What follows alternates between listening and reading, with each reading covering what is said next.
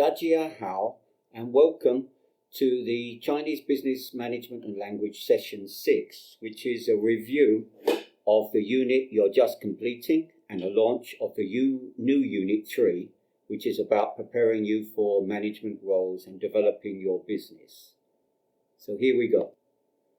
Okay, agenda is that first of all, we must review the purpose of CBML and why you are achieving skills in business and management.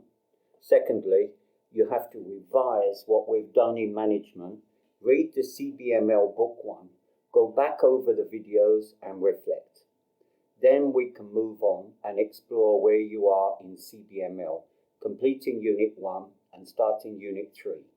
Unit 2 will be covered later as the virus situation improves, as it involves interface with external guests. Finally, we'll touch upon the new unit, examining how management is different in China and how, as a CLC manager, you'll be adapting, for example, with emotional intelligence. Right, review of your vision and purpose and why you're studying CBML. Chinese language will allow you to be employed as a translator, or you could even get a job as a Chinese teacher. But considering supply and demand and how many are doing Chinese language, you better differentiate yourself. CBML helps you achieve successful careers in management, including the specialized branches that tend to be highly paid. Again, studying Chinese business management and language helps you build the skills that you need. Management skills are lucrative, helping you manage your organization, helping you work in a team, sharing in decision making, and getting general management skills. But the study of management also applies to your life in general, communicating with and interacting with people, and improving how you plan and make decisions, setting goals, prioritizing. So in other words, it's helping you to be a much more successful person. But we want you to participate in the African-Chinese Alliance. We will need leaders and team players.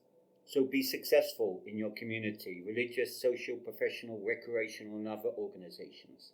And join us. Become a leader for a just and humane world.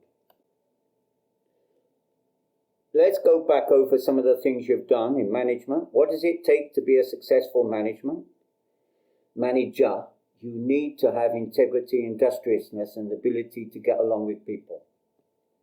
Those are your qualities. Your skills include the 3 areas: technical, human and communication, conceptual and decision making, making you into a systems thinker, a critical thinker.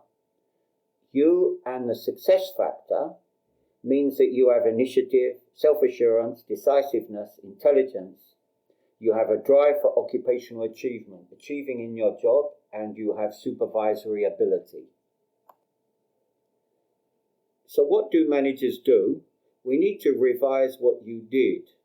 The planning, organizing, leading, and controlling. POLC. Planning, setting objectives, monitoring for change. Planning is a continual cycle. So you do plan, do, check, act. And then organizing, delegating, coordinating tasks, allocating resources. Leading, influencing people, supervising them, setting an example.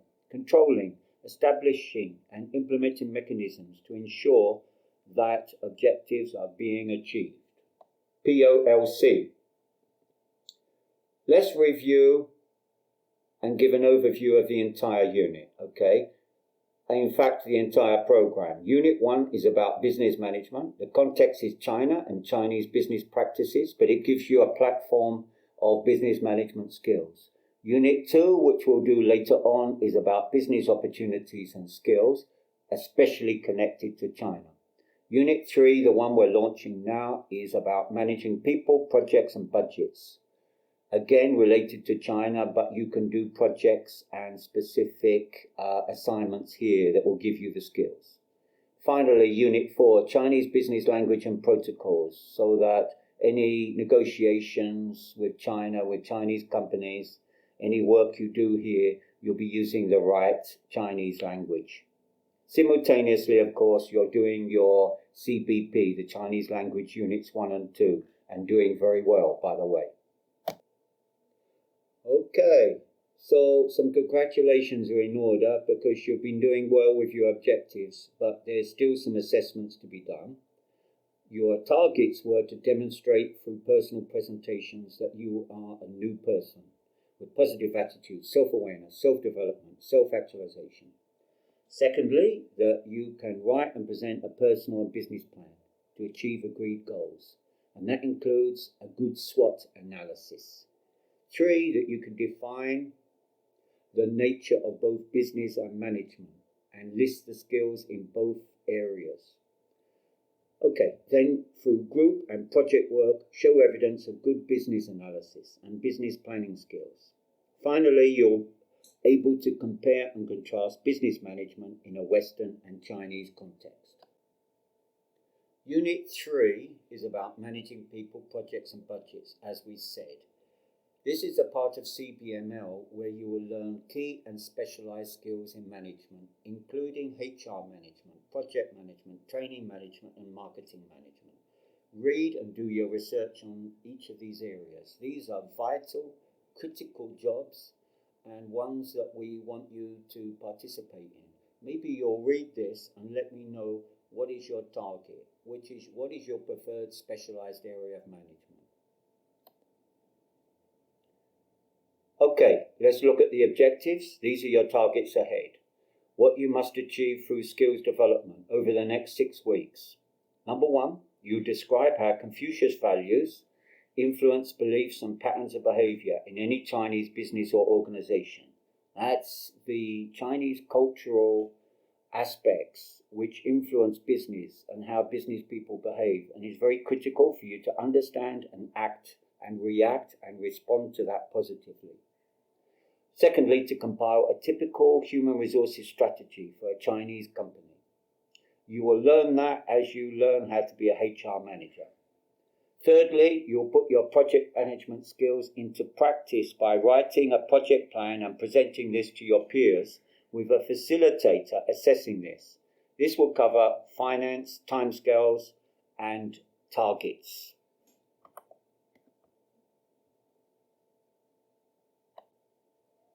CBML provides competency skills in those specialized areas of management: business management, HR management, project management, financial management, training management, and marketing management.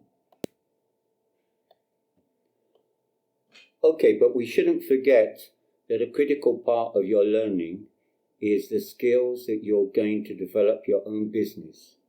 CBML helps you develop business skills for your business and apply it to Chinese opportunities.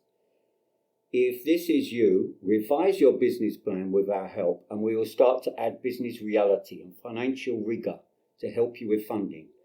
Revise our session on finance first. That's file CBML session 5B.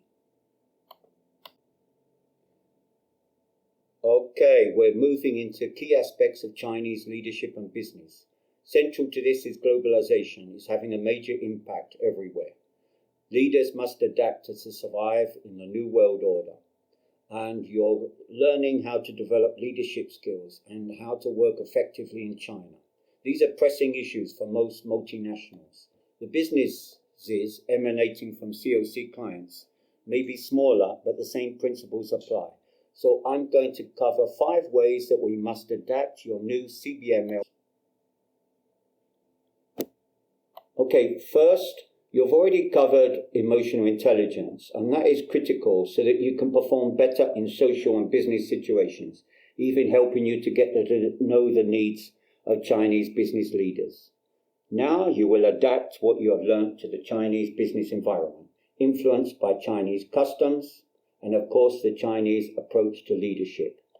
Also see Dan Locke's video series called Decode China on YouTube. The first area we're going to look at is the concept of face in Chinese business culture.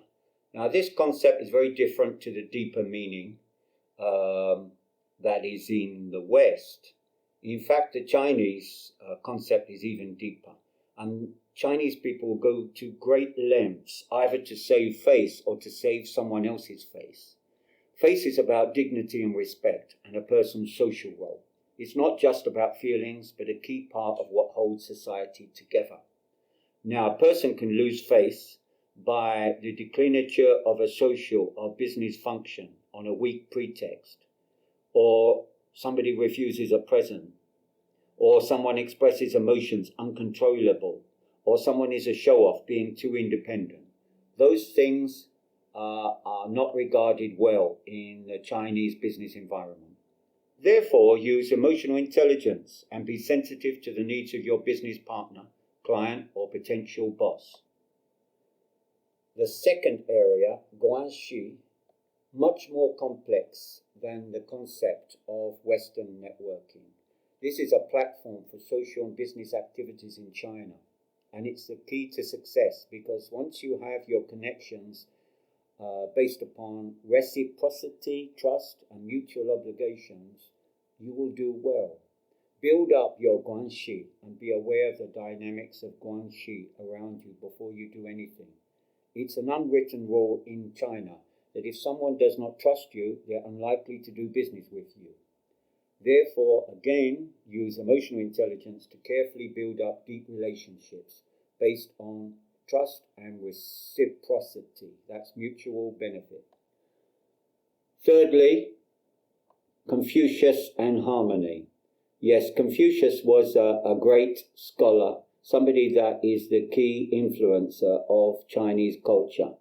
And he started this belief in harmony being critical to society. And it's still very important today. The nice thing about it is that it revolves around kindness, compassion, and humility, as this artwork tries to show. Now, an individual standing out from the crowd causes disharmony, and showing off is considered poor behavior. Therefore, we should present our ideas with humility, thanking the whole team and our partners for contributing to the idea.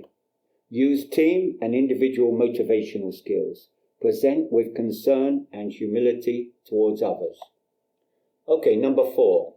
The Chinese tend to make decisions very carefully, especially in business. Westerners believe in the value of making quick decisions and then taking action. They say time is money, but this is not the practice in China. In China, decision-making is based on ensuring that the balance of all parties is taken into account. So be sure that all angles of an issue are reviewed first and all matters are thought through before coming to a conclusion, because that is what the Chinese businessman or woman will do.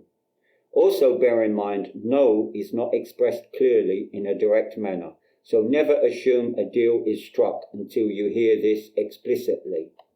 Be patient and expect some delay based on careful analysis before decisions are conveyed. Now, related to that is the communication style, which is indirect. Communications are about building relationships, and in the West, people are very open and exchange their information almost too freely. But silence, in the context of Chinese business, does not mean that your message is not getting through. It may mean that the person is thinking and contemplating. The wise Confucian is expected to listen in silence. It's even in the Bible that we should listen and be keen to make sure we understand others. Leaders in China are expected to express themselves much less directly than those in the West. It's not that the Chinese are unwilling to share information. So to conclude, gently prompt if you need more information, be patient, or approach someone on a one-to-one basis in private if you need more information. Okay, now let's move on to the concept of the Lingdao, which we covered earlier on. The Chinese leader is one that needs to be given respect. It's an honorable position. The status of a Lingdao is a motivating factor for the Chinese worker. We don't call our managers or superiors leaders very often, but the Lingdao is a special concept in China. So you have to be very careful. The main times to be careful are when you're meeting with an executive or an obviously higher status than yourself. You must show respect and get to know the vision of the Lingdao so you can contribute effectively. Okay, let's conclude now and work out what we do, how what we've done today has implications for your behavior, for your future career, where you're going. CBML, the management style and actions. China is contributing to management thinking. Contrary to what the Westerners say, they are achieving so much. The results at company level are very wonderful. So we should adapt to the admirable concepts of faith, guanxi, and harmony, also bearing in mind the concept of the Lingdao. Be aware and accommodate careful decision-making patterns and communicate with emotional intelligence. There's much work to be done. If you're going to be a highly skilled manager, you need to practice some of the things and reflect. Do what we call reflective practice, which is thinking about it, rehearsing things in your mind. Read the first CBML book and reflectively answer the questions in each section. Then get exposure. Vicariously means that you don't have to be there. You can imagine you're there. You can get the experience by watching these videos. Dan Lok has a series called Decode China, and it's a very great series. Then Google search the branches of management listed in the graphic to get some background knowledge, ready for the sessions on each area. Okay, we'll see you next time.